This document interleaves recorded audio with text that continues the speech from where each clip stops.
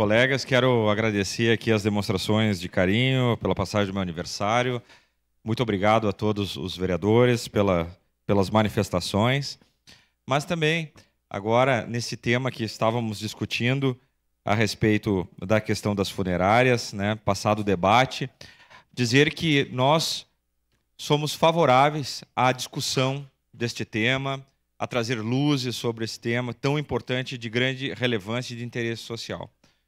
Contudo, a gente não reduz esse debate a questões: assina esse documento, tu é a favor do monopólio, não assina, tu é contra. A gente não pode reduzir assim. Então vamos continuar debatendo, vamos trazer luzes a esse tema, vamos participar da audiência pública, tem Ministério Público vendo, tem os sindicatos vendo, tem os vereadores que estão fiscalizando. Então esse debate é muito mais amplo, né, do que às vezes se coloca numa condição de vota a favor, vota contra, e nem vamos votar de forma pressionada, né, ou sendo ameaçados. Então, sigamos em frente, porque é um debate de grande interesse social. Era isso, obrigado.